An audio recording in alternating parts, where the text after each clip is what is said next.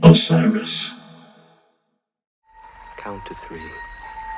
Come with me, and you'll be in a world of Do, re, mi, fa, sol, la, ti, do. You have found Daniel Donato's Lost Highway.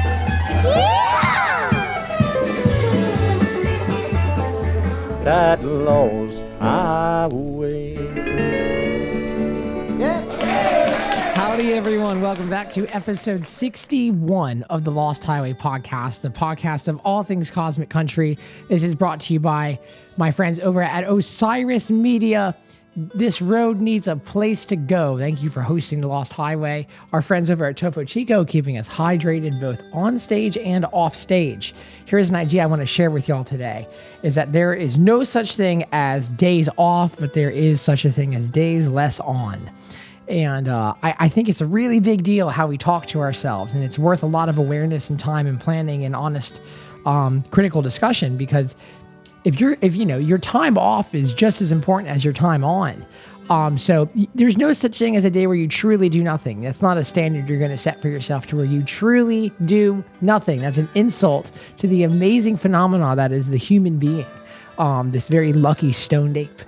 We don't ever do nothing. We're always constantly changing. Our psyche is always reevaluating our constantly changing exterior circumstances, and that affects the way we feel internally. And then therefore you're reading, you're consuming, you're listening, and that changes the way you feel. And there's no such thing as a day off, but there is such thing as a day less on. It's a very relatively simple idea. But be strategic with your time less on. That is all I have for you guys today, is that there is no such thing as days off, but a day less on. This came to me after I spent the last 12 days touring, and I had a few days in LA where I was out on a business trip working with Pickup Music, and I was taking meetings every day and every night, and it was just working, doing a lot of work and being focused and intentional with my time, because time is the greatest currency that we have. And a friend of mine asked me if I'm going to take any days off between now and the Cosmic Country Winter Jam Tour, which is December 8th through December 15th, and the answer was no. And it came to me, it's like, you've never taken a day off, and I've never taken a day off, but I certainly will have time where I am less on than usual. So I'm very curious to hear how you spend your time less on. Please do let me know. I think it's a fascinating thing. The things that I'm going to do with my time less on is I like to exercise. I like to read. I'm reading a book called the Urantia book right now. The Urantia book's an amazing book on spirituality, and it's divided into 3 segments on the history of the universe, the composition of it, the story of this world, and it's amazing, and then the life of Jesus Christ. And it's not coming at it from a Christian perspective. It's not that at all. And if you do want to hear some stuff from a Christian perspective, please do indeed go check out episode 59 with my friend Jude Smith, where he and I had a fantastic conversation on Christianity, because he was raised that way, and I certainly wasn't. And then episode 60 with my friend Kyle Crownover, who was raised Christian and stopped being Christian.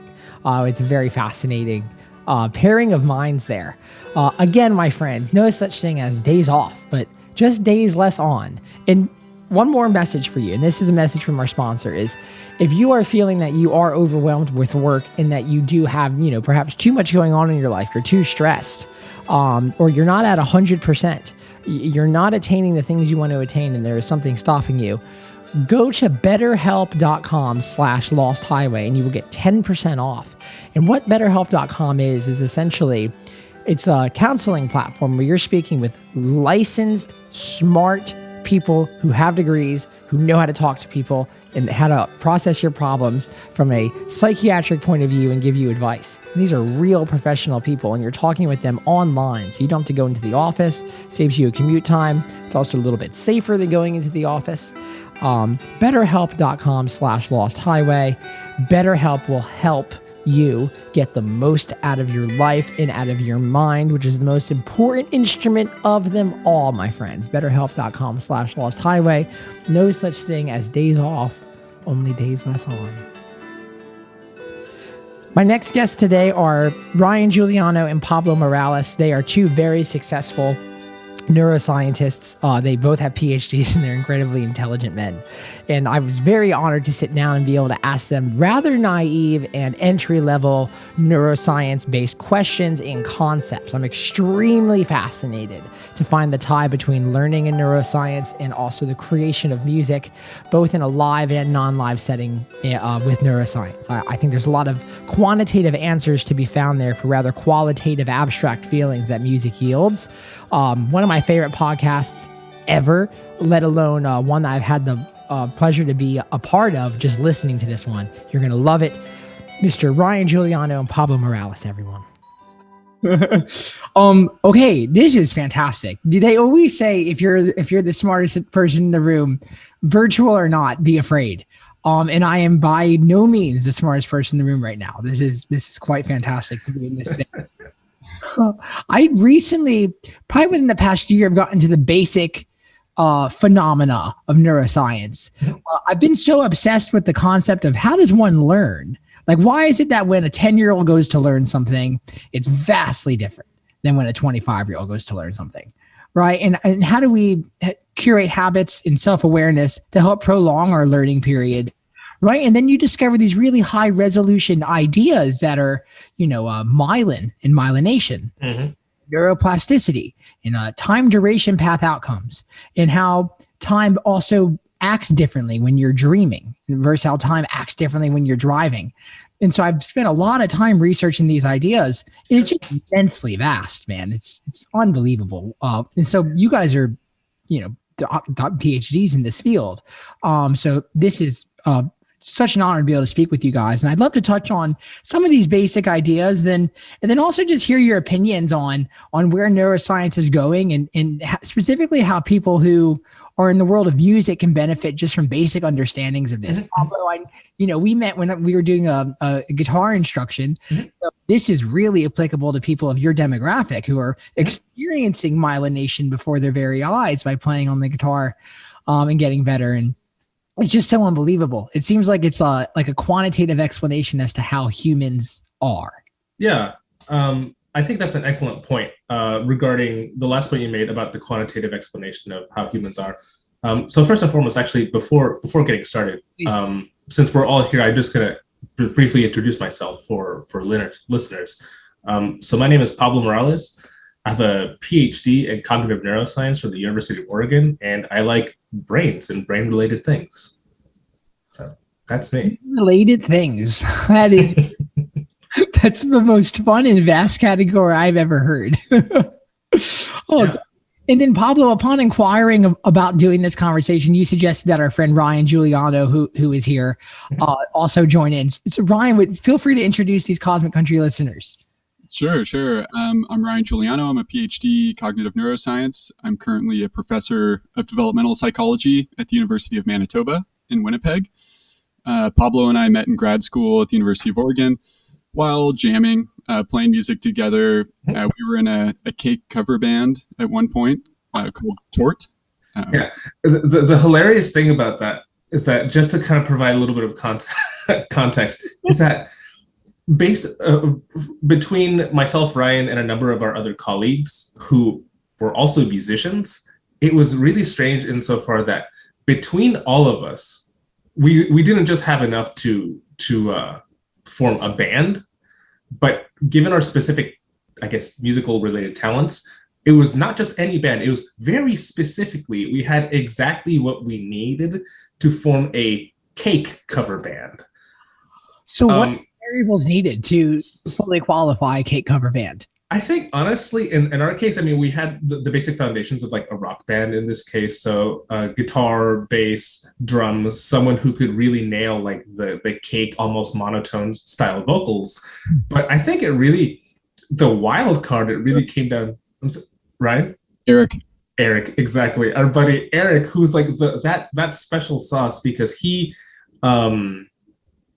plays both keyboard and trumpet, which is widely featured in a lot of cake songs. Wow. So it kind of worked out beautifully. And then once we got our hands on a vibra slap, it was just locked. It's like, we're done. We're here. Days of the old analog vibra slap. Now it's just a sad sample that someone plays on a Nord. No, man, you gotta slap it. That's how you get the real feeling out of it.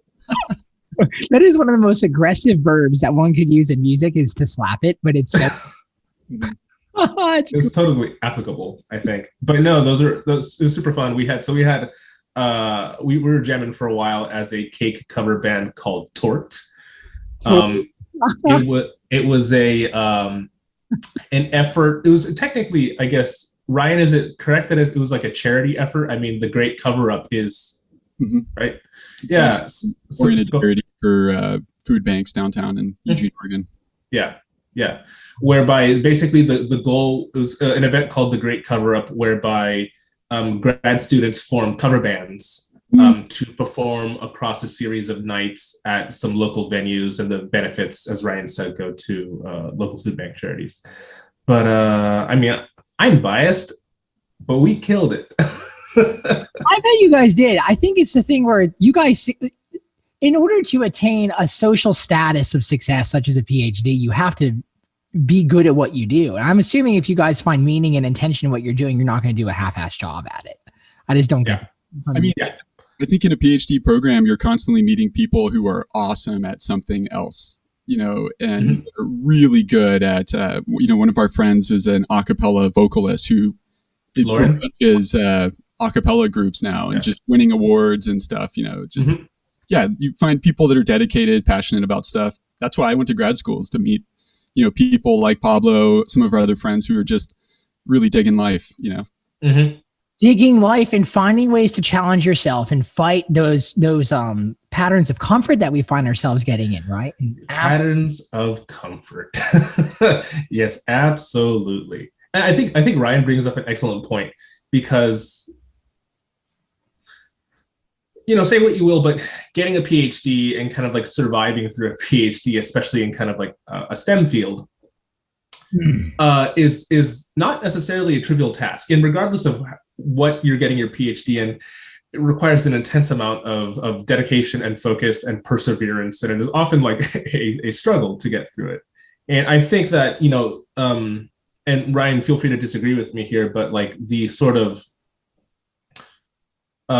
trait level that is kind of like more stable sort of traits about a person, the more like trait level drives to do something like accomplish a PhD may bleed over into sort of other aspects of life, including like dedication or mastery of other things like pursuits, hobbies and things like that. And so, as Ryan mentioned, people in the program that we met in Oregon tended to be very kind of skilled, like in other ways beyond academic pursuits.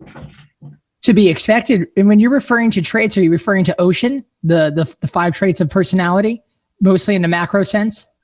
In a sense, it's trait. I'm using it trait to distinguish from state. I see. State being more temporal, can be pushed around in the moment, versus trait, which is more stable. But exactly as you mentioned, those kind of stable big 5 traits would be considered like trait level rather than state level. So on state versus trait, are we noticing a difference in regards to how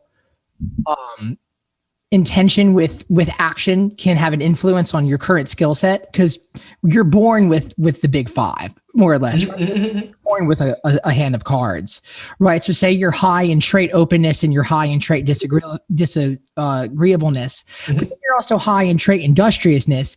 You'll probably find certain career paths that are very well fitted for you. But in regards to state, it seems like there's a great amount of effort that we can apply to our daily actions that can help in turn enhance our lives. I think that is indeed possible. And, to be perfectly transparent, I mean, I think a hallmark of a good researcher or scientist is, being humbled and understanding kind of like what the limits of your own knowledge is. And in that spirit, the kind of personality area of psychology is not exactly like my expertise. However, I mean, I think that folks could just generally benefit from increased mindfulness of one's own internal mental states, and being mindful and proactive over what is causing or eliciting certain responses, emotional or otherwise, in you and why, and being able to kind of proactively moderate those in order to kind of better oneself or adapt more positively to certain life scenarios. Ryan, would you say that connects to sort of mindfulness? I know you're more in that camp than I am. Yeah, I mean, that was very well said. I feel like, when in this sort of conversation, my mind is thinking about, people who may have grown up in different environments where you maybe didn't have the time to, or emphasis on stopping and slowing down and finding that space where things are more chaotic. And, I think there's a lot of different ways that you can get there to, someone who's gritting it out and finding ways to be industrious in the moment. And I think sort of, thinking about music and creativity where, some component of that is filling in a gap of what's been done before. And I think there's always been a compelling narrative told to us by people who took a atypical path, who were fought through a bunch of challenge. But I guess that's sort of what you're saying, Daniel, is like that industriousness and, digging it out through like tough circumstance or whatever. Very, very real. It's very real. Even just within the past year of the humble research that I'm doing within this field, it's unbelievable how much the knowledge of just what's going on within the brain to a tourist of the subject, such as myself, it's increased the self-awareness. Because now when I'm on stage, I realize that time definitely has a different plasticity than when I'm doing push-ups at 6:30 in the morning at the YMCA. And so there's a couple large bullet points, and I don't want to come off as across too simple, but definitely listeners are, they first and foremost, they're not as good at cake covers as you guys are. So that's off the table. And they're also not as in-depth in their understanding of neuroscience. And so I want to really hit on just some basic ideas of specifically with time, because that's a very fascinating thing. And then, myelination, and then just overall, because you guys work in the software space. I know, Pablo, at least you do as well. Ryan, do you participate in that space as well? No, I'm not in industry so much, but similar concepts that we're looking at, just researching them. Basically, how we can understand how the integration of perhaps AI and an understanding of neuroscience within software can affect our subconscious behavior. Yeah. Especially with things such as, Social Dilemma, documentaries like that, really revealing, chemical imbalances that are starting to be curated in society, right, that kind of a thing. But yeah, so I would love to start on just the concept of time. And so in the basic understanding that I have is that there's kind of two subsets of time. There's a time duration, like path outcome, which is very strict metrics of time. So we're doing a podcast. We're going to be talking for 60 minutes or so. Then after, I might go ingest some carbs, and then I'm on to my next task. But on stage, we were playing last night here in Nashville. We're pretty open. We were doing 4-hour show, and it felt like, I'm not kidding you, 30 minutes. Yep. Like quote unquote, whatever 30 minutes means. And that phenomena to me is worth making sense of. So what do you guys think about that kind of flexibility of time, and perhaps high resolution topics and explanations that I don't understand that could help kind of satiate this curiosity? I mean, one of my first thoughts is like, I number of friends who are musicians. I feel like musicians, like you guys have figured things out, that neuroscientists have figured out, before neuroscience maybe even finds the answer to it. You understand that time, that perception of time is malleable and flexible, and adding neuroscience to that doesn't necessarily change that subjective reality that you feel that, anyone that's waited tables, when you get that dinner rush, it's like, whoa, 4 hours just went by like 10 minutes. And exactly. That's really interesting. I think from a neuroscience level, Pablo and I both have studied a lot of EEG, so like brain waves, electroencephalography, just record it off of the scalp. And, when you're bored, your brain gives off just tons of alpha waves. Can I chime in about the frequency? in this case, because I had a feeling that this topic was going to come up, and I'm glad that this topic came up. Yeah. But in this case, Daniel, you're probably, as a musician, obviously, we're all probably familiar with the concept of frequency, right? You know, frequency, pitch, and things like that. So the same could be said for, I guess, rhythms of the brain, right? Really? And yes. And so in neuroscience, at least in human cognitive neuroscience, the brain waves, what we call electroencephalography, you can do, not unlike what you can do with music, you can do various types of time frequency decompositions, like a Fourier transform sort of thing. And you can decompose like a complex signal, you know, which is when you see like on TV, people, the brain waves, they look like these squiggly lines. Absolutely. Those are kind of the underlying mathematical assumption is that those are the linear sum of a bunch of different complex waveforms. Yeah. And you can actually decompose those into their various time frequency components. And in human neuroscience, and primarily human cognitive neuroscience, we have given names to various discrete sort of frequency bands that over time, research has demonstrated seem to be sensitive to different aspects of the internal experience. So for example, we have 1 to 3 hertz in the brain. We call that delta. Okay. 4 to 7 hertz, we call theta. 8 to 12 is what Ryan was talking about, which is alpha. Basically, 12 to 16-ish is like, or 20-ish is beta approximately. And then beyond that, we start getting the limits in terms of the resolution at which we can capture that sort of stuff. Presently. We could capture it. It's questionable whether it's motor activity or brain. And it's called gamma waves. Yeah, exactly. So, and up, you know, when we get like, you know, to a certain frequency and above, we're just calling it gamma. But so, you know, again, we're all familiar with music and frequency and sound and things like that. And so you're probably familiar with a low pass filter, the idea of a low pass filter, right? So, which in short is how much low are you allowing into a frequency? Exactly. Right. So yeah, only where higher frequencies are sort of shelved off or attenuated. When we're doing EEG, which is, you know, when we're recording the activity of the brain via the scalp, turns out that we've got this pesky biological low pass filter. Unbelievable. Also known as our skull, which prevents us from non-invasively getting high resolution recordings of very high, potentially informative frequency bands. And performative. What does that entail? Potentially performative. So there's been lots of work. Ryan, I mean, I think of a lot of Robert Knight's work. Yeah. So Robert Knight from University of California, San Francisco, I believe, right? Okay. And he has done lots of work in terms of what's called ECOG. So far we've been talking about electroencephalography, EEG, from the scalp. ECOG is an electrocorticography, which is bypassing the skull and recording from the surface of the brain directly. Now, is there a piece of hardware that actually gets through the skull and is directly in contact with the brain?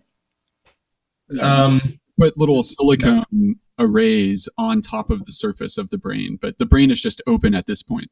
It's typically done during surgeries. Sure. So yeah. So is it on the cortex itself, or is it unbelievable? Yeah. Does this even higher resolution recordings than the EEG does? Yes. It's that good. straight from the tap. Right, that's the DI direct. Yeah, and so there has been a lot of work, typically from people like Robert Knight and former students of his, like Brad Wojtek, who have basically done a lot of work looking at really high gamma. Like, Ryan, what frequencies are they using for high gamma? Is it like 250 hertz plus ish? Yeah, it's over 100 up into 200 hertz. Insane. Exponentially, like, Yeah. wow. Yeah. So looking at these really high frequencies and just showing, unfortunately, I'm not too familiar with like the domains of what some of ECOG is looking like, but essentially getting a lot better resolution at understanding the phenomena at what people are looking at without this pesky skull in the way. In fact, like one of the most fascinating experiments, which is really just like a method study. It wasn't necessarily meant to advance any particular theoretical line of research. Rather, it was like just purely looking at the effectiveness of methods, is what we often call a method study, right? Oh, wow. So the effectiveness of method is known as a method study. What a great scientific convention that could perhaps be applied to a musician. Why, when I go and produce a song, perhaps is the method to build it from the bass and drums up? Maybe that's more preferable. So you're looking at a fundamental approach to gather data.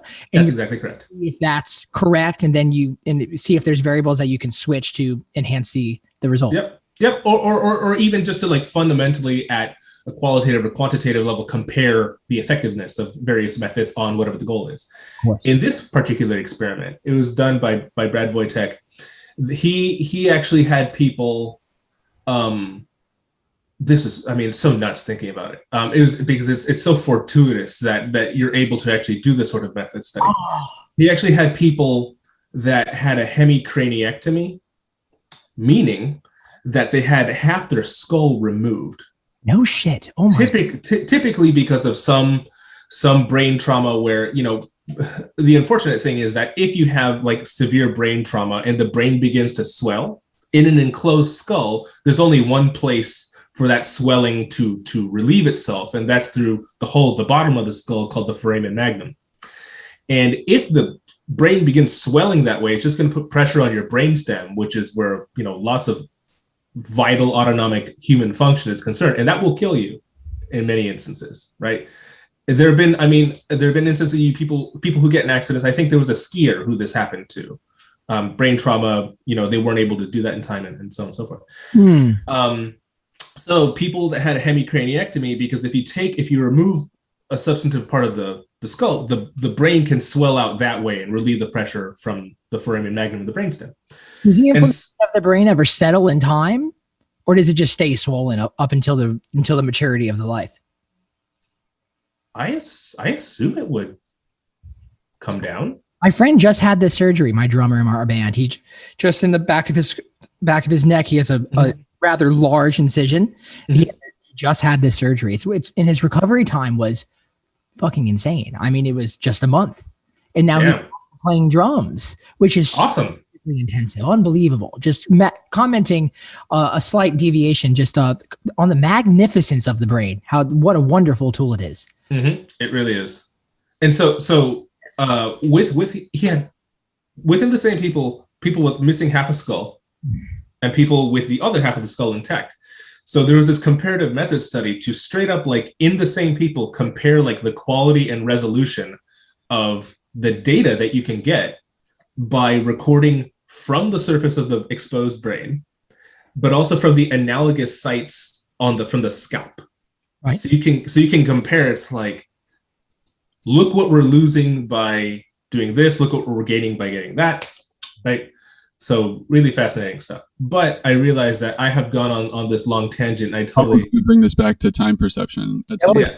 Great. Yeah, exactly. And so I totally went on this long tangent. Ryan talking about time, alpha. I forget exactly what the thing was, but alpha 8 to 12 hertz. Yeah, I was just gonna say that your brain has this idling rhythm, and as far as we know, alpha seems to be like the idling rhythm. When you're spacing out, if you're reading a book and all of a sudden, like, wait, what information was even coming in? Like, I've 2 pages and I have no idea what I've just read. Right. Researchers have picked that phenomenon apart, and it's, our brain has this natural tendency to mind wander, and it's like, time may seem like it's going by much slower. But again, it's like I don't know where neuroscience is really adding in or telling us what we didn't know, because we've had these sayings like idle hands are the devil's workshop, or time just seems, if you stare at the clock, it's going to seem like it's going by really slow, but if you get lost when you're doing something, time goes by fast. And it's because your brain is sampling the world at a different rate, and when we're just in this idling rhythm, there's no sensation to really occupy us. And Yep, exactly. How that relates to our perception of time, I guess that's a mystery. Yeah, no, that's damn, man. Like, it's funny you saying that. It just makes me like miss being in grad school and having like the liberty to like create your own novel research programs and investigate these topics. Damn, it was a good time. It is funny when you're in that like that consumatory stage of whatever your career is, and it's funny how the obligations and therefore the moral center in which you operate fundamentally changes when you have to become a producer for the society that you were once a consumer just in. And that seems to be the arc of anyone that I talk to, whether it's someone in institutional finance, neuroscience, music, independent entrepreneur who owns dozens of businesses here in Nashville. They all love that early stage of just consuming and having that freedom. And there's something funny that happens when it turns into a career and you can kind of lose touch with that innate freedom. And something that was brought up here was alpha. So 8 to 12 hertz. I speak to a lot of creatives, of course, and a lot of them say they like to let their mind daydream during the day. So I'm wondering, daydream's obviously just going to be a very low resolution answer that could have a very high resolution answer to help better satiate it. So when we are daydreaming, surely we have a higher serotonin flow. We might have lower cortisol levels, presumably, right? And then also that kind of thing too. But on what is it delta? Is it theta? Is it alpha that these creatives are referring to when they're saying that they're daydreaming during the day? Like, that's a very interesting thing, because it's very hard to get into the zone of what you're doing when you have all these outside variables, such as tactics, right? Such as news, such as politics, social media, invading your cognitive function. So what is that sweet spot? Is it that delta? Is it that theta when you're just in that flow and time is flowing by? I don't know. I think that's a really interesting point. Because there's sort of two things. It's like, what could be the neural substrates of this kind of ideal state that may promote things like creativity. Deep work, as Cal Newport would probably call it. Yeah. But yeah, no, that's really interesting. Going back to alpha, Ryan, I just want to bounce a few questions off you just so I'm remembering this correctly. Beautiful. But as Ryan was saying, there's this rhythm that our brain tends to function at alpha. And so oftentimes in the lab, when we were looking at a variety of different EEG frequencies and analyzing data, there would be references to alpha power. So power in this case, let's just, in the time frequency space, let's just refer to power as like the strength or amplitude of the signal within a particular frequency band. Again, so the strength of alpha, so 8 to 12 hertz. And oftentimes, and I wasn't doing any of the alpha research on my own, but in just being there and learning through osmosis from my colleagues who were doing more stuff with alpha, you'd hear a lot about alpha suppression. Oh, wow. And so, Ryan, this is where I need you to correct me in case I'm wrong.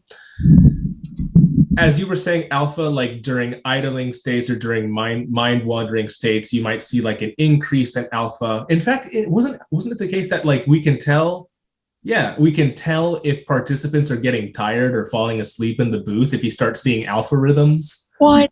Yeah. Okay. Yeah. So you start seeing increases in alpha during like mind wandering and maybe like listlessness.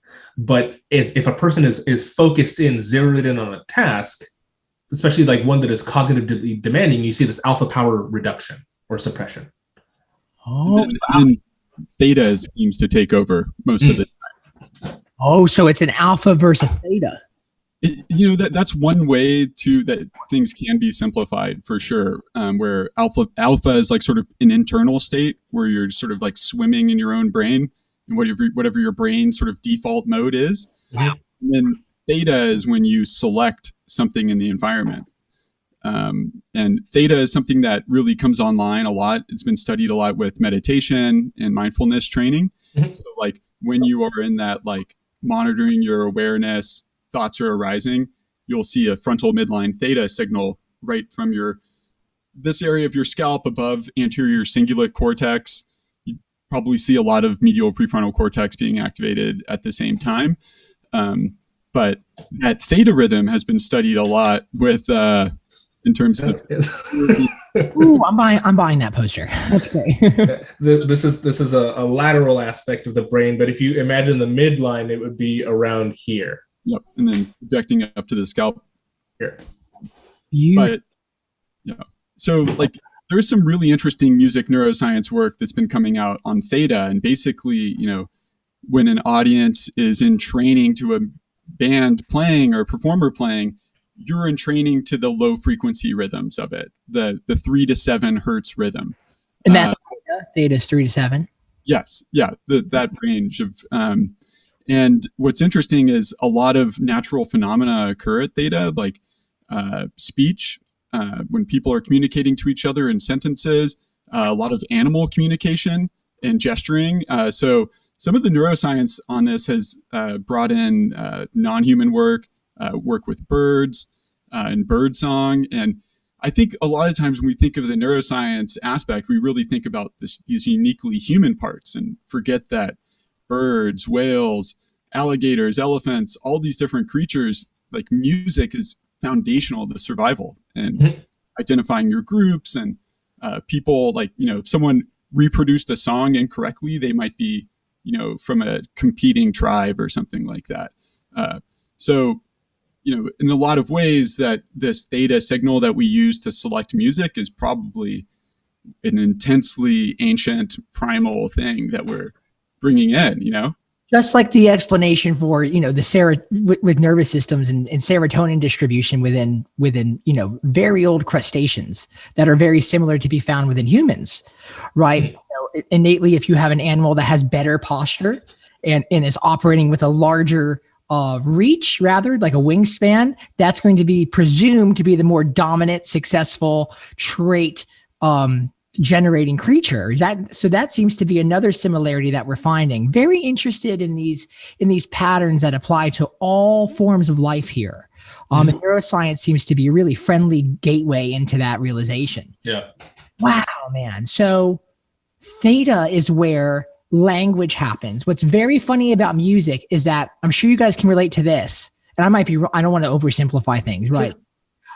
But the thing about music is you start off by memorizing, and then you take the memorized sentences metaphorically and convert it into what I call knowledge, right? I don't know what's happening there. Like, I don't know why when I close my eyes, I can play guitar, and why when I'm playing guitar, I close my eyes on stage and I can actually play better. So it's as if I'm communicating from the same part of my mind where I store my language, because when I'm speaking to you guys, I'm not thinking about playing or my words. I'm improvising with understood mouth sounds.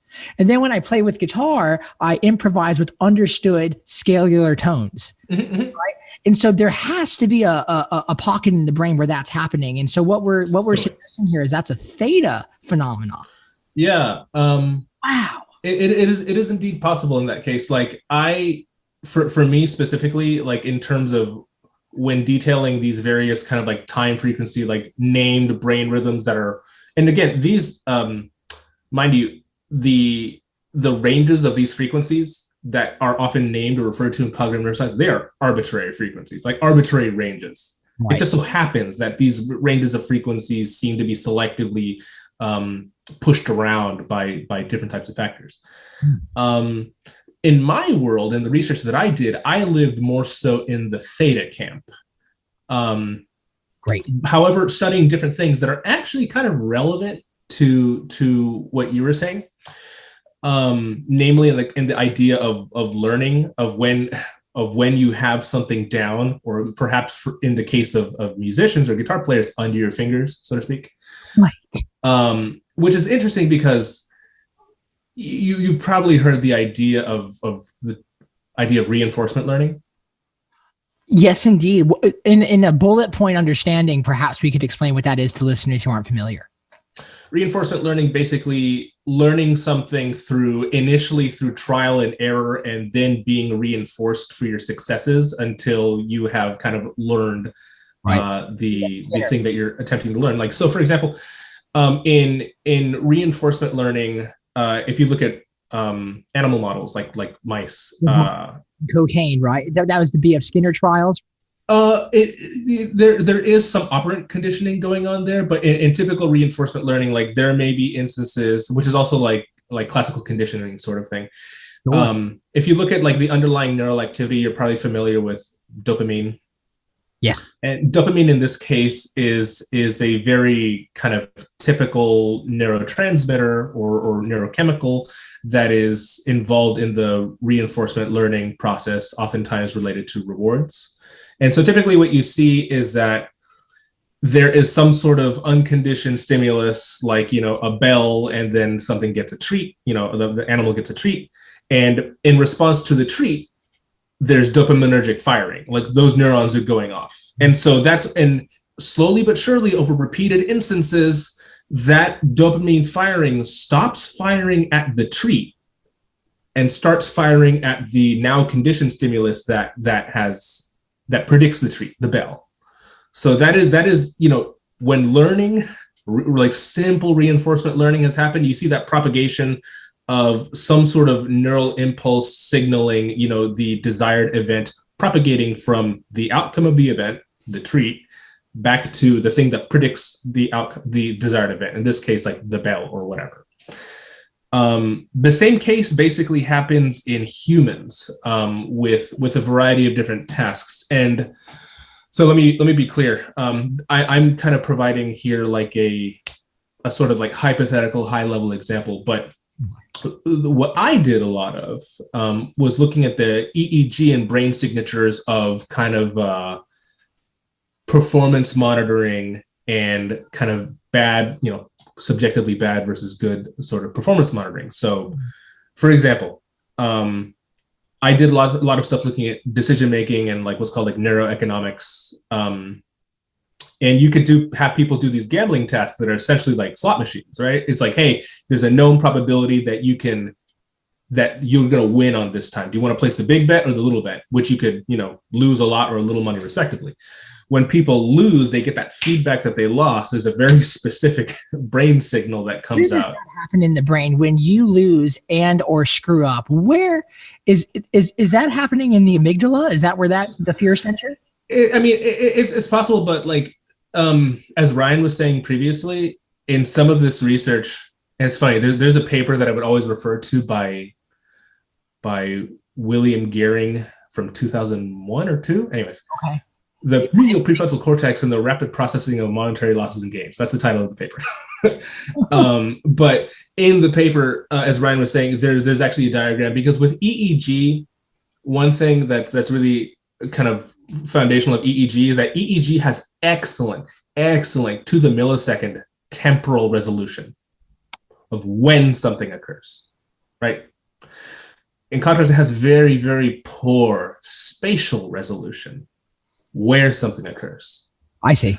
And there are ways, like with other techniques, to sort of mitigate that, to get a basic idea of where signals are coming from. But with this sort of response of like getting this incorrect feedback that you weren't looking for, it's thought to come from the same place that Ryan called out earlier, which is the anterior cingulate cortex. In the paper that I'm referring to, they did their own like source localization, and they put out this red spot of where they think it's coming from. And so the inside joke between me and my lab mate at the time was like, that's the brain's warm cherry center. Oh, I'm interested in that. Okay. But yeah, it's like, what's interesting is that that's fun. Even in the brain, you have this signal called the feedback related negativity. We call it FRN. Some people are calling it different things now, but that's not applicable here. FRN, great. And so with the FRN, basically in tasks in which you don't know the rules of the game, right? In a reinforcement learning task where you're like, hey, you got to figure this thing out. You need to figure it out by trial and error specifically, typical reinforcement learning sort of thing. The only thing that teaches you if you're on the right track is the feedback that you get, right? And so after a while, you're figuring out the game. It's like, okay, and you get that very, very salient feedback that's telling you correct, incorrect, right? Or whatever. Very much so. And so you're getting that feedback. And after a while, you start picking up. It's like, okay, I think I know how this works now. Yes, I know how this works now. And what's interesting is that initially, if you look at the learning process in humans in the brain, in this simplified sort of reinforcement learning task, if they have to do it fast, and this will become relevant in a moment, you'll see that the errors, when they're in the learning phase, the errors occur at the feedback, and the brain will fire and it'll distinguish correct versus incorrect feedback, a very robust difference between the two. However, once you have learned it or gotten it under your fingers, so to speak, and you no longer require the feedback to tell you if you got something right or wrong, you just know now that you've done it. And this is kind of moving into a different type of task, but the example still stands. Mm-hmm. That signal of understanding what the intended outcome is propagates backwards from the feedback to the execution of the behavior. So for example, now you know the second you hit it, rather than waiting for things like, shit, I messed up. Is that rapid cognition processing? I mean, it's not a term I'm familiar with, but it happens very quickly. I mean, that is the name of the signal, rather than being the feedback related negativity, sensitive to feedback. That is a signal that has been studied for longer called the error related negativity that often occurs within about 100 milliseconds of the erroneous response. But I think to bring these points together, it's like the brain response happens before your manual finger has touched the button. Right. Yep. So your brain is activating before, you're actually committing the error. Yeah. And that expertise being about getting in touch with that brain signal that's before it's actually sent down to the memory to commit an act. Yeah. Yeah, that's actually a beautiful point. In fact, before this, I was actually just kind of brushing up and reading some articles that might be relevant.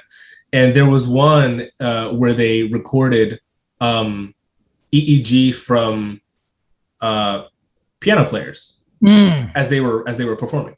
Mm-hmm. And if there's a few players, so a few papers, so I might be getting them confused. But in one of them, it's exactly as Ryan said. It's like for highly trained piano players,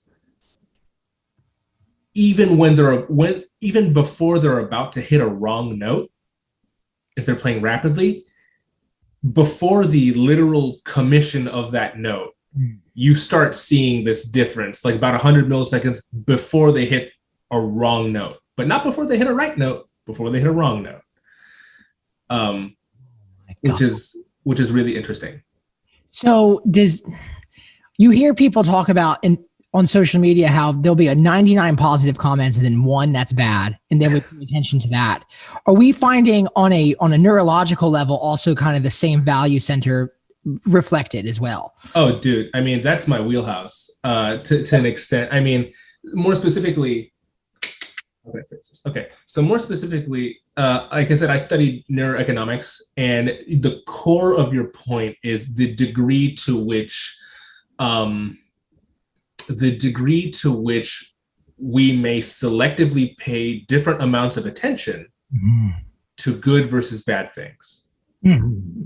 And that is something that has been studied pretty extensively. Now, the degree to which it can be extended to the example that you provided is questionable. But one of the most robust findings in terms of human decision-making behavior is this phenomenon called loss aversion, right? And the basic fundamental idea of loss aversion is kind of captured in a brilliant little adage, and this was done by economists like and psychologists like Daniel Kahneman and Amos Tversky initially in the late 70s. And this is captured by the adage, losses loom larger than gains.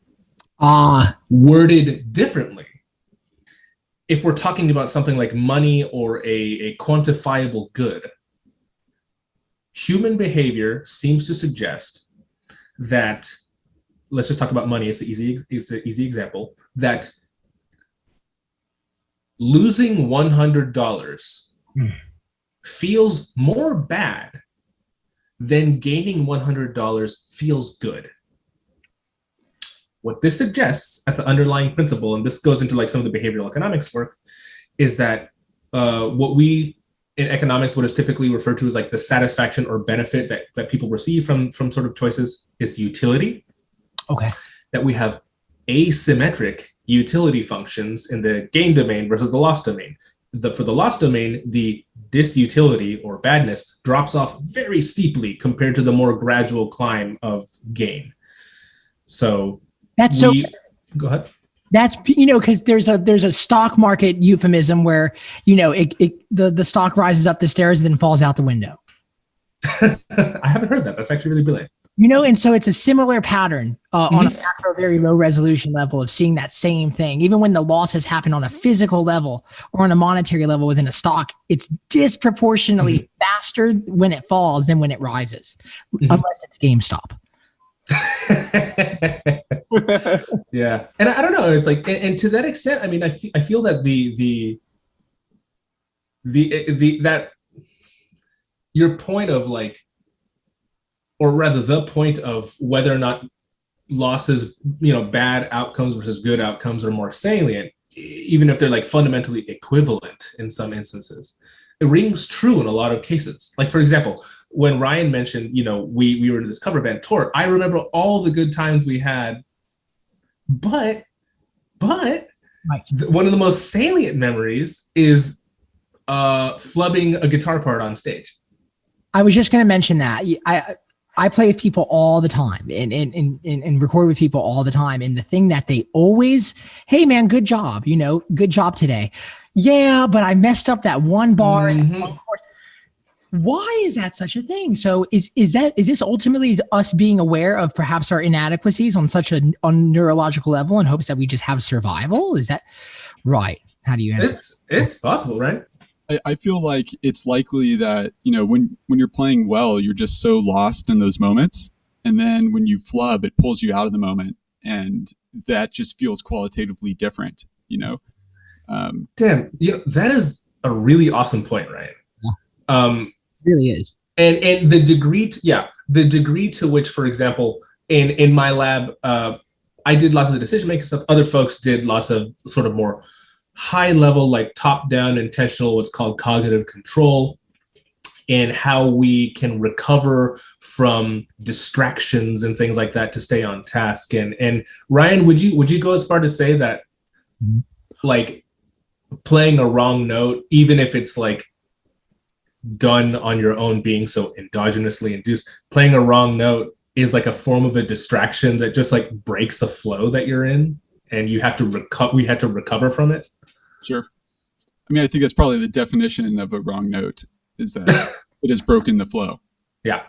Expectation set before it.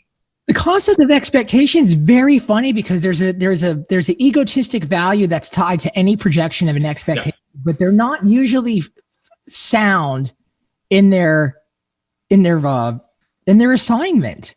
Like, to expect that you're going to have a perfect performance, to expect that something's going to go fully well, you're setting yourself up to fail ultimately. So what is it the sign of a pro? Why is it that when I mess up after, 14 years now of playing music, it's not as big of a deal to me as to somebody who is new to it. Say my 10-year-old sister, and she goes to perform for me the Fortnite song because she loves TikTok.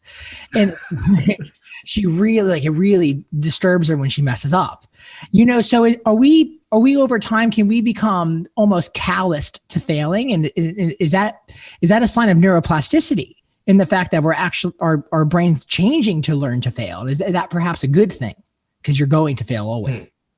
Yeah, totally. I mean, it's easy to explain for someone who's like an improvisational artist like yourself, like the professional aspect is like learning how to keep the flow going if the train slightly derails. Yes. But yeah, I think even with the idea of this sort of negative feedback, I think, the brain is plastic. We can learn to reframe our experiences. This is maybe less neuroscience and more clinical psychology, but Sure. You can learn to reframe that one person who's not enjoying your music, who's not even dancing in the back, and just sort of focus your attention back in on all the people that are dancing up front or something like that. Right. Again, it'd be that same thing of that the loss looms larger than a gain does, right? You have one person in the back who's not dancing, and you're so focused on that one individual. What a fascinating phenomenon that seems to be wired into us. Yeah. No, I think those are both really good points. Robert, but go ahead. Sorry, Ryan. Just going to say that Robert Zatorri, who's at McGill University up here in Canada, who's, in my opinion, done some of the best music neuroscience, has talked exactly about that sort of expectation and the reward. We've got a specific sort of, our reward infrastructure of our brain is really set up to expect reward and then receive it. And when people are listening to music that is building towards a conclusion, you see like an analogous pattern of brain activity where, our insula and striatum are sort of expecting the value of, okay, this guitarist, this musician's bringing us up to a crescendo or climax. And then when we get that resolution, then our nucleus accumbens sort of releases more dopamine at the resolution of that phenomenon. And it has met expectations. Yeah. And, I think so much of music today, there's a lot of domains of music that seem to be pushing the pedal down on that quality. I feel like Nirvana, sort of the grunge music did that early on with the loud, soft dynamic. I'm thinking of like electronic music, where you've these big, gigantic, sort of like orgasmic climaxes, or even something, like the Dead used to do or Fish does, where they build up to these huge, just, moments. Unbelievable. Like that's the magic of the podcast. It's unbelievable how Lily pads onto one train of thought, because we were talking about how theta roughly occurs within communication, right? Or theta is engaged, rather. Would that be the proper terminology? Yeah. I'd say so. So when I go to a Fish show or I go to a Dead and Company show, there are very little phones being used to receive Instagram stories. It's almost as if, because it makes sense, right? I'm not using my phone right now to film us talking because we're in a conversational flow. So perhaps the same thing happens during a show. It does. Right. So it's literally a conversation, metaphorically speaking. Wow. And so you just use something that's really something I've been fundamentally just obsessed with, which is the loud, soft dynamic. What's very interesting is the use of compression from the music, say in the 70s, has drastically changed from the music that we use today. And so the compression levels inherently make everything louder, and they stay louder, and they're more crisp, and it's less of a loud, soft dynamic. Yep. Right. But Ryan, you just brought up the concept of the loud, soft dynamic. So could we expound on that a little bit more? Could we unpackage what is actually happening when a band, they probably don't understand. Like I doubt Trey Anastasia or John Mayer, I doubt he's thinking that, okay, I'm going to engage theta right now and we're going to go for a loud. Right. No. My mind goes. I feel like what they're doing is, one, I think they're messing with that entrainment. I know that, Fish does this in particular. I'm total fanatic over here. So just live your best life, man. But and jazz musicians do this a lot, where they're following you onto some rhythm and then someone pushes that rhythm outside of the box. Yes. And, that builds tension. And I think musicians use a language more of tension and release as opposed to sort of loud, soft. And just like working a certain scale up towards where, here comes that big five, or he's bringing it back to the one, but he never brings it back to the one. He's just still teasing around, and then wait for that one moment when the one comes back and with Trey, it'll be like some double stop and like Hendrix chord or something that just feels like, oh, it resolves, but it also has this body and greatness to it. So yeah, I feel like, yeah, that's more the tension, setting up a shared expectation for a moment. And when that moment comes, it's like, if you just isolated it, it may not be anything special musically, but what's special is everything that brought you to that moment. So some of the peak moments of like Peak Dead and Peak Fish in my mind, like if you listen to the moments, like the moments themselves are really great, but it's all about how you got there that gives it the value. So I think that just speaks to the way that our reward systems really are set up by that tension, and the reward we experience is like the sort of it explicitly tied to the journey you take. So you have to see these bands live to really get it, because you can't go on the journey otherwise. How are you going to have the metaphysical conversation of music with them if you're not in the room having the conversation? Yeah, if you don't see the people that are talking to you, you watch their bodies so you get an idea of what they're contributing, and that helps you like entrain to it.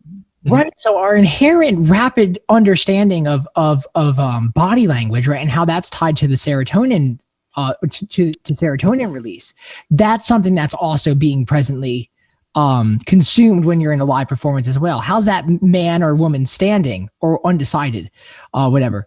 How are they standing? How are they moving? That's also engaging our expectation of what we have to be the payoff.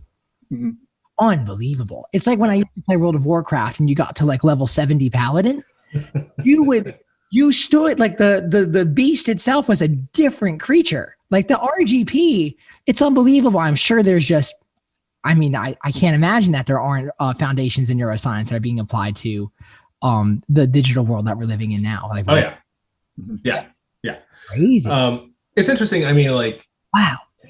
It's like on a metaphysical level, like the idea of like expectations in music is really interesting. Yes. Because the very idea of an expectation, right?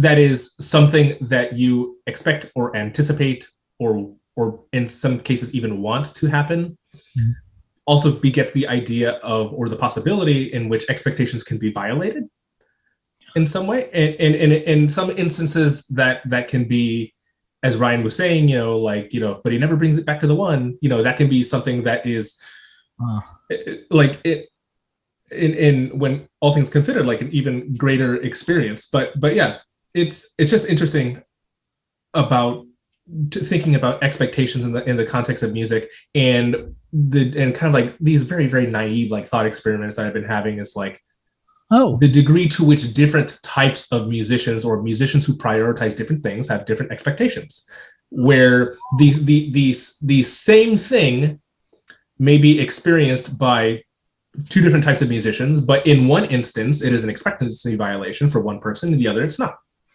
Okay, can you set up an example for that? Because when we were talking, you showed me you have two pedal boards. You had like a clean pedal board, and you had a metal pedal board. Yeah, here, hold on.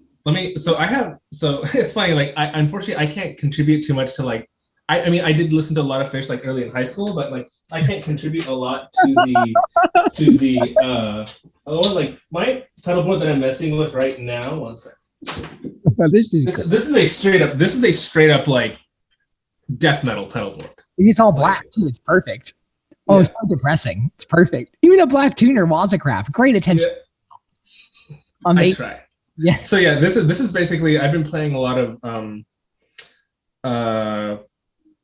lately kind of things inspired by Swedish death metal, like there's a Seattle band called Black Breath that I love, and then playing a lot of just like thrash, like I love Power Trip, and another thrash band called Enforced.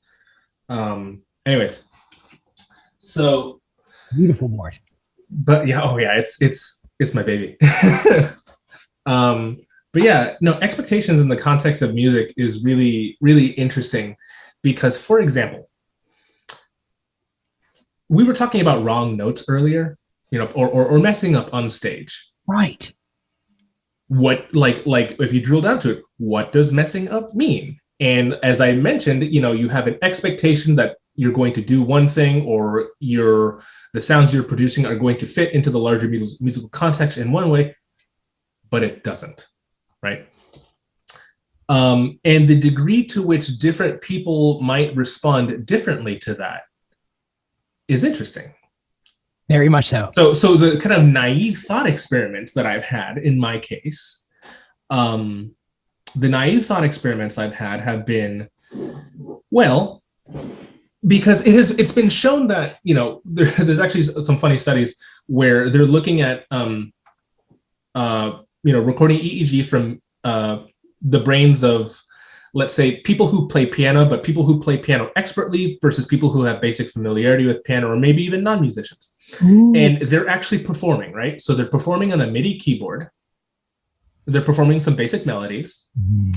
And, this the MIDI input is going to the computer, being processed and being outputted to them. Unbeknownst to them, however, on about 5% of notes that they play, and these are all in C major, A minor, so all white keys on the piano. Mm-hmm. Unbeknownst to them, about 5% of the notes they play will be manipulated before they come out to them, and they'll come out sharp or flat. Oh, great. Right? Great. And in this case, the neural responses, kind of like, I'm not sure which one specifically, but there are things like mismatch negativity, these things that I'm not going to get into right now. They appear more strongly in expert musicians than in less expert musicians. So the expert musicians are play, that's wrong. And just, right, there's a mismatch between the expected output, I'm playing all white keys and I get maybe a sharp or a flat, and the expert musicians pick up on that instantly as indexed by the brain response compared to the non-musicians. Interestingly enough, like, it's also a brief stumble in the cadence of their rhythm. It's like, that was wrong. That's also caused by that. Oh my gosh. But the naive thought experiments effectively occur. To what extent can you push around those expectations of what is right, what is wrong? For example, and this is, again, naive thought experiment, but if you did a same or similar experiment in an ideal scenario where you compared, and it's hilarious because there's actually a really funny YouTube video that basically demonstrates exactly this, and I'll have to find it and send it to you. Yeah. It's by this phenomenal bass player. But the degree to, at a neural level, what are the individual tolerances for mistakes, wrong notes, comparing, say, rock versus jazz versus classical musicians. Different thresholds of consonance versus dissonance expectation. Bingo. Right. Bingo. And the degree to which that could be quantified at the neural level, if at all it exists. Like in this video that I was talking about, it shows this, again, he's this phenomenal bass player playing some Bach, 8-finger tapping sort of thing. It's like what it feels like to play wrong notes as a classical musician. And there's people throwing up in the audience and stuff like that every time he flubs the note. But then it goes to jazz musicians and he's playing some jazz line. And every time he plays a wrong note, you see it's all him. It's all duplicates of him that he's green screened multiples of himself in. Not green screen is the incorrect term, but every time he plays a wrong note, you see the people yeah. They just say, yeah. And he just in his mind, inner dialogue is if I play the wrong notes, they like it. and then the composer ooh, yeah, more of that. He's I don't know what I'm doing. But yeah, the degree to which, the kind of oftentimes black or white idea of something that is incorrect or wrong can be malleable, right? And the extent to which that can be evaluated at the neural level, which may or may not be dependent upon previous musical experience, or even, as kind of Ryan was saying earlier, the way you frame the goal of the music you create, right? Do you value accuracy or are you willing to sacrifice accuracy and perhaps technical proficiency for this all-encompassing sort of feeling where the Nirvana. sum is greater than the whole of its parts, you know. Or like, like Jimmy Page or someone like that, who's just like sort of dirty. He's like all over the place, Mhm. sort of messing up notes, but it's that feel that he's just Yep. like frantic on the fretboard, you know. I think Jimmy Page is an excellent example in this case. Oh my gosh. I mean, Jimmy Page sets the value center for any young guitarist in the modern day. Mhm. Is this naive thought experiment suggestive of the concept that in order to have an accurate expectation delivery between you and your demographic or listening audience, you have to have a shared almost openness and value center? Like you I have can to see have, that. like in some way, like I know a lot of people who love Tim McGraw that would not think that a Fish show that I would deem as awesome, like Nassau 97, they wouldn't get it. Mm. Right? Or Europe 72, even though we're deeming that as a fantastic, memorable collection of music. I know plenty of people that are like, no, man, not for me. So in the very macro, low way of saying it, that's kind of, is that suggestive of what's going on here? It's possible. I mean, There's also uniform, like when I play guitar Mhm. to anyone, and any age, even to people in Wuhan, China, they can understand and recognize that they can understand my accuracy, they can understand my expression, and it usually elicits a positive reaction. So there's an interesting thing that's going on there that I don't understand how that's happening. I think that has to be almost like a myelination recognition. Like you can understand, it's almost like maybe it's like Zen and art of archery, where you can just really understand when somebody who's an executor of a task is having high accuracy. And that must be some form of a rapid cognition of understanding of myelin. Ryan, I see you smiling because this looks like the perfect pitch that Daniel gave us for you to talk about that one paper of yours. Oh, let's go. Oh no. I don't want to jump into that too much. You gotta, man. It's so interesting. But I think you're totally dead on. I don't know if it's myelin or what, but it's like, it's some sort of indicator, the innate indicator that we have that this person has put the work in. Mhm. Like, like there's a level of accuracy and handling with the instrument that just feels different from someone like yourself, and I think that probably does reflect differences in myelination in yourself. Like, you've been playing since you were a very young kid. So you probably fit the model of some of these papers showing that people who have trained musically since childhood have a denser corpus callosum. So you have better myelination connecting your left and right hemispheres. Corpus callosum. Yeah. Corpus callosum is just like a structure that bridges left and right hemispheres.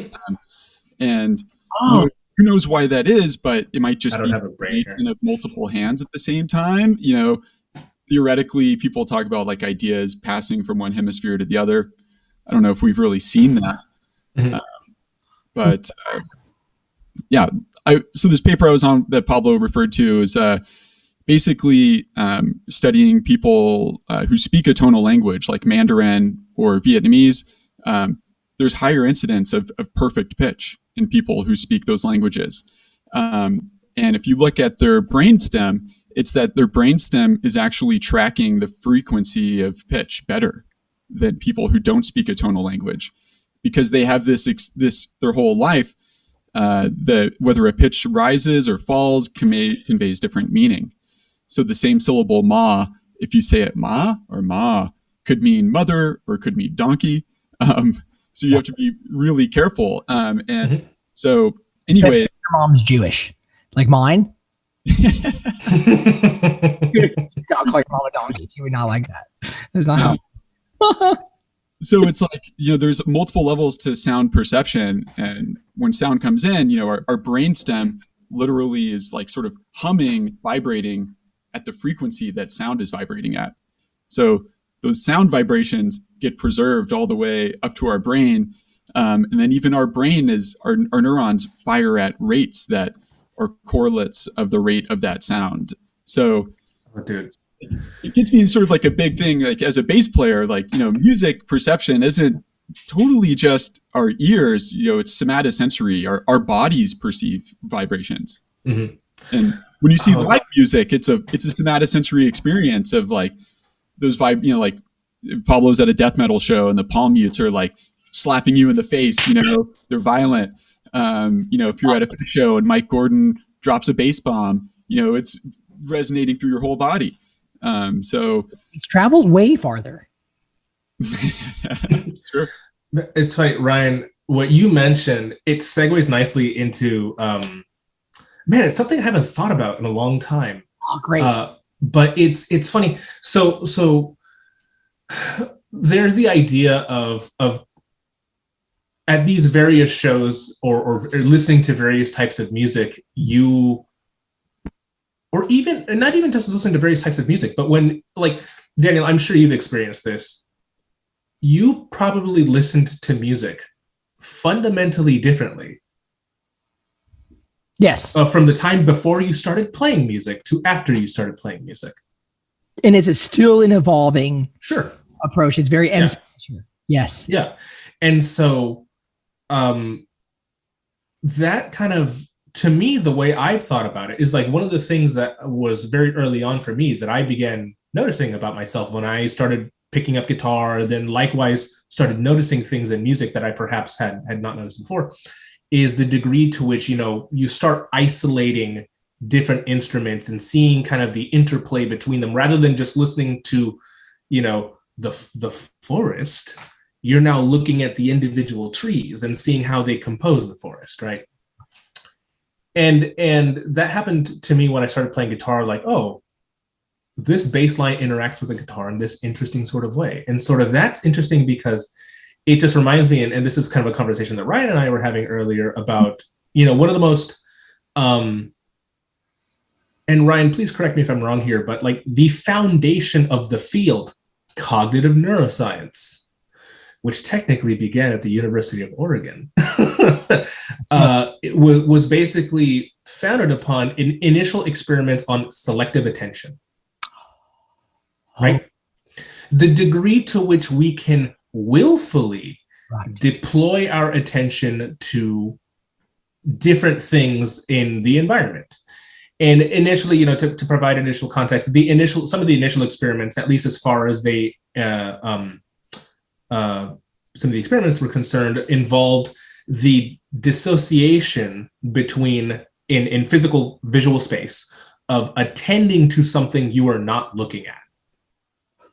Right? You can be looking straight ahead like a little fixation cross in these experiments that we'd often do, but in reality, you're just kind of like passively looking there, but you're really focusing, like decoupling your attention from where you're looking to this other part and maybe your periphery. And if a stimulus pops up there and that happens to be where your attention is deployed to, you respond to it more quickly than if, for example, your attention was anywhere else, regardless of whether you were looking at it or not. Is that because most of our vision is peripheral? I think it's 70%, right? I think a lot, but we get the most resolution like at the fovea. It's the most in terms of our the basic neurons that process like fidelity in our visual seeing. That's like a very specific point in the back of our retina called the fovea. Otherwise, or the resolution or image quality of what we're looking at kind of like decreases, I think, somewhat linearly away from what we're specifically looking at. But the idea of like selective attention, of being able to like pick out and really begin to like digest music is like, and I think Ryan made such a beautiful point at the beginning of this, is that there have been so many kind of things that we've learned through folk knowledge of just like of the human experience that neuroscience and other sort of scholarly approaches, have begun to kind of get a more, say, quantifiable or objective approach on. However, that doesn't at all diminish the fact that we've had such, rich qualitative experience that have been kind of around for centuries. And being able to like digest pieces of music or art, by selectively attending to different components to appreciate them is I think one of them. And Ryan, you were about to say something. I think, are you muted? Yeah. Oh, yep. Sorry, my kids were knocking on my door. So my research is on how the environment and experience impacts selective attention. So selective attention like the areas of the brain and the sort of networks that come together to do that are really plastic and changeable. So they really depend on our experiences in our first 5 years of life because of the way our brain is most flexible in the first 5 years of life. But we can continually change our selective attention patterns across our lifespan through the experiences we have. And I think essentially, music fans are training their brains to selectively attend to different types of music that they like, to get entrained different things. Humans are unique in that we can get entrained to weird music, like you put on Aphex Twin and like bob your head to it. Hell yeah. Love it. So yeah, just the idea that the brain is plastic and changeable, and particularly our ability to, use our attention. Exactly. Oh man. And so this is the thing that I referred to earlier that I hadn't thought about in a while. Ryan, help me. I always forget the name of this method specifically. Okay. What is the method? EEG, you have a stimulus, it's oftentimes flickering at a particular rate. Mm-hmm. And you can, sorry? Yes, thank you. SSVEP. Yeah. Steady state visual evoked potential. Now, what is SSVEP? Okay. So this is actually the really interesting stuff, which is what reminded me of this entire selective attention related conversation to begin with. So an SSVEP, again, steady state visual evoked potential in this case meaning electrical or voltage potential recorded from the brain during EEG. In this case, what SSVEP means, or an SSVEP paradigm does, is that, when people do these sorts of tasks that we record EEG from, they're looking, in most cases, sometimes tasks are purely auditory. Ryan has experience with that. I do not. I participated in one, but I haven't conducted them myself. Now, people are oftentimes looking at visual stimuli, and according to the rules of whatever the task is, they're responding appropriately.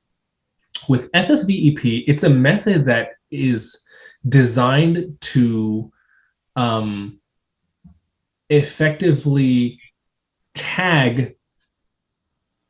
I mean, it's often used in the cases of selective attention. It's meant to basically tag visual stimuli on the screen and basically relate them directly to sympathetic brain frequency responses. So let me tell you. So imagine there's a stimulus on the screen that is flickering at a very specific rate.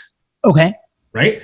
That flickering rate is being picked up by low-level visual neurons in what we call primary visual cortex, or V1, which is right here in the back of the skull, occipital cortex. In the back, of course. And so what's interesting is that, these low-level neurons will be picking up, responding sympathetically at this same frequency, approximately, at that same sort of frequency. So you can sort of see in the brain through the EEG, if you decompose it using time frequency and decompose for that, or look for that same frequency band that the stimulus is being presented in, you can see the times that the stimulus is on versus off by the presence of, or the power of, that specific frequency that the stimulus is flickering at in the brain, in the decomposed brain data. Now, with selective attention and SSVEPs, the cool thing, and Ryan, this is where you'll have to step in and correct me, is that our attention, and this is a metaphor that I'm not sure how well it has aged at this point, because admittedly, I did not spend a lot of time in the attention literature, but our attention can almost act as like a gain knob to the various things in the environment that we can attend to. Oh my God. So let me pose this to you. Insane. So we have, there's the visual stimulus, right? SSVEP paradigm. So it's flickering at a particular rate, and you can see kind of the power or the amplitude of how that stimulus is flickering in kind of our low-level brain data. Right. If imagine you're looking at a real-time graph of that stimulus, that rate in the brain firing sympathetically to that stimulus firing rate. Let's just say 150 hertz. Okay. What do you think would happen to the power or amplitude of that that frequency if now, as a participant, we are instructed to pay attention to it? It must increase in a frightening way. It increases. Exactly. Is there an average rate of increase that's predictable from from variant to variant? That's actually a great question. Ryan, do you know if in SSVEP paradigms there's an average power increase on attended versus unattended stimuli? No, but I do know that the power increase is bigger for people who have better use of their attention. So like, expert musicians, or if you took one of these paradigms, someone who's congenitally deaf would show you a larger effect because their visual attention is more trained up. So when we actually go and see a show that's well executed, also within the light production, we're being engaged in what uses low level brain activity, right? It's unbelievable. So really, a well executed live performance with production and an audience that has a similar expectation of accuracy that you have, you're truly in a human exchange that is timeless and everlasting. Oh yeah. Yeah, it's interesting how those things work. And I think that's a really interesting way to look at it. Wow. Like you're not only getting trained to the music, you're also getting trained to the sound. And if someone's good at it, like a Chris Kuroda, then you're getting trained to this whole like arcade like experience. Unbelievable. What's interesting, and so thinking about this again just spurs like another attention related naive thought experiment. So a metaphor that is often used for attention, specifically in the case of visual attention, is that of like a spotlight, right? This like your attention kind of being deployed across your visual scene to highlight or emphasize, the salience of specific things that you're looking at. Mm-hmm. Now, it's funny because with SSVEPs, and for practical reasons, I don't think this could be done because this is actually pretty hilarious. And Ryan, I'm not sure if your lab experienced this, but this is like this huge oversight that I think ended right after I started. But like oftentimes, we have people in the booth doing these tasks for long periods of time because we need to record enough clean brain data, without them moving around and stuff like that. We need to record enough clean brain data from enough of the experimental conditions of the experiments we design, to get the data that we need. And so oftentimes they're in there for a long ass time. Like they're in there for in a small electrically shielded booth, effectively a Faraday cage, with this imposing like locking door mechanism and they're just in there for a long ass time. They take periodic breaks, of course, and we give them water and stuff like that. But one thing that we stopped doing shortly after I started is that sometimes to pass the time, like we would just let people listen to music in the booth. There's like speakers in the booth, right? And so I forgot who like pointed this out, but they're like, yeah, like the brain data can get predictably messy in some weird ways because in some cases they're like in training to the music that they're listening to. And one of the albums I think was Blood Sugar Sex Magic by Red Hot Chili Peppers. Right. And I think another may have been like a Led Zeppelin album, but it's like, yeah, the way people sonically entrain to these sorts of things, like these low level, like auditory stimuli can actually kind of mess up our data. And the naive thought experiment I had is the degree to which we could use like an SSVEP like paradigm to in real time watch naive versus say expert musicians kind of selectively probe a real-time piece of music. Like for example, do you see if they're starting to listen to the bass more, do you see like SSVEPs respond more to low frequencies? If they're listening to the whole song, does it become more broadband? If they're listening to like cymbals and vocals, does it become more mid-range and very high range? You know what I mean? So very, very naive thought experiment because people have been trying to do that and it seems impossible to do. Yeah. Again, naive thought experiment. This was one point I wanted to push as part of a platform of being on the podcast. Is I don't know if you're familiar with binaural beats at all. Mm-hmm. Very. Yeah, so like, you could listen to alpha wave music and entrain your 32 hertz, right? Yeah, right. So these whatever the beats are, they'll put you in a different mood state. Well, yeah, the sound is going to entrain your auditory cortex, but it's like if your whole brain entrained to these rhythms, you would have a seizure essentially. Yeah. The ability to record, the evidence that we actually have for binaural beats is essentially non-existent. And one of our colleagues, Matt Robeson, studied whether binaural beats actually improve focus and found zero effects of it on batteries of focus. So, it's hard to measure entrainment to sound because our auditory cortex sort of points inward to our head. And so we can't measure it at the scalp like we can the visual cortex or the prefrontal cortex. Because isn't it the case the cells in the visual cortex and these like cortical columns are almost perpendicular to the scalp, so they're easier to record from. But auditory cortex is like, if you thought of your hand, it's like the top of your thumb in there. It's sort of pointing inwards. You have this plane that sits sort of on the outside. If you looked at your brain, I always think of it as the thumb, like that part. Yeah, the thumb, I think, is a good analogy. What is that? The lateral sulcus? The superior temporal sulcus. Okay. Superior temporal gyrus. That's right. STG. Man, I've been out of the game too long.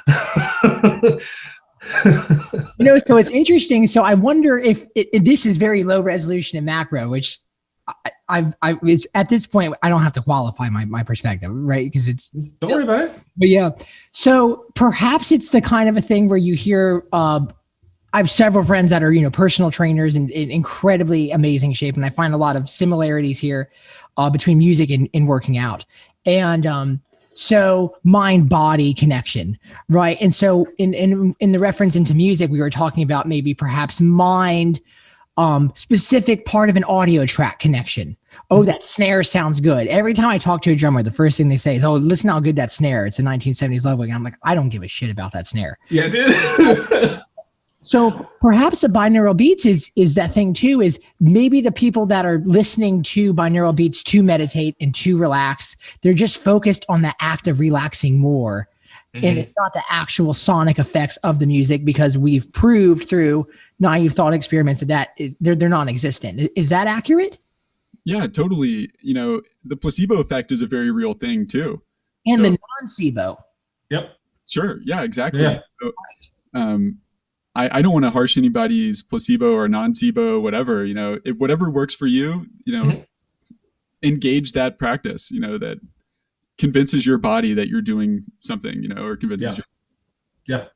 Right. That to me is still the craziest thing, is when I go and I think that I don't have a bad performance. And whatever think actually means on a neurological level, I don't have a bad performance. Like, there's no doubt in my mind, even if I have a mistake, even if I have several mistakes, I don't let the thought into my head. I simply refuse it. So maybe that's a placebo practice of some sort, PP. Yes, excellent. Unbelievable. Guys, I don't want to take up too much more of your time. I appreciate this so much. This was such a fantastic conversation. This has been incredible. Yeah, man. Thank you, guys. I would perhaps one day we could reconvene and talk about myelination, because that's something I'm endlessly fascinated by. How life can still keep appreciating as you still experience physical atrophy. There's a touch that Eric Clapton has that a man of my age simply can't have on the guitar. And that to me just gives me hope in aging. So I'm trying to relate it to a better macro level of a positive existence. I'd love to one day talk about that if you guys would be down. Yeah, sure. Yeah, that evidence may have come along in a few years, so maybe we could check in. About time. Yeah. I'm more than happy to chat again. This was super fun. And again, thank you so much for taking the time out of your day to chat with us, and for being open to chat. Because, okay, you know what? Full transparency. I'm not gonna lie. Like, and being open to chat with us. We're two academics, like neuroscientists. But then, like, looking at other folks you've had on the podcast, like Robin Ford was like, shit. Okay. Great, man. Right on. No, this is exactly what it's about, man. Anything that curates my curiosity, I wanted to learn more about. So I really appreciate you guys setting the time to talk to somebody who's a tourist such as myself in this lane. Absolutely. More than happy to do it again. Thank you, Pablo, and thank you, Ryan. You guys enjoy your Saturday. Likewise. Take care. Thank you, my friends. Thanks. Peace. Pablo Morales and Ryan Juliano, everybody, two very well accomplished neuroscientists who were generous enough to take the time to entertain some of these naive and entry level thoughts I have in this field. And what I hope most importantly is that you found some value in this. You found some curiosity that was satiated, and perhaps some new ideas that you can take and also apply to your life and make it that much more of an efficient, conscious experience from day to day, hour to hour, minute to minute. Thank you, the listener, for listening. Thank you, Pablo and Ryan. Thank you, my friends over at Osiris Media, for sponsoring the Lost Highway podcast. This road needs a place to go. Thank you, our friends over at Topo Chico, for keeping us hydrated on and off stage. And again, betterhelp.com/lost highway. If you are feeling anxiety, you're feeling stress, you're feeling confusion in a relationship, confusion with yourself in an existential way, depression, not sleeping well, anything that is keeping your life from being as positive and present as it can be, betterhelp.com/lost highway to get in touch with a counselor online, safe data, all the good stuff. The new album Cosmic Country and Western Songs is out. We are doing the Cosmic Country winter tour of Winter Jam Tour is what we're calling it. And that goes from December 8th to December 15th. Tickets for that are on sale now. We just uploaded a new live video of a show that we had in Richmond, Virginia last week. And after that tour, I arrived at this idea, which is that there's no such thing as days off, but days less on. I hope you can take that with you. I hope you can go and check out this music, and hopefully you took some ideas from this podcast that is going to make your life that much better. Thank you all for tuning in. Stay patient, stay persistent, and stay positive. I'll see you next time. Osiris.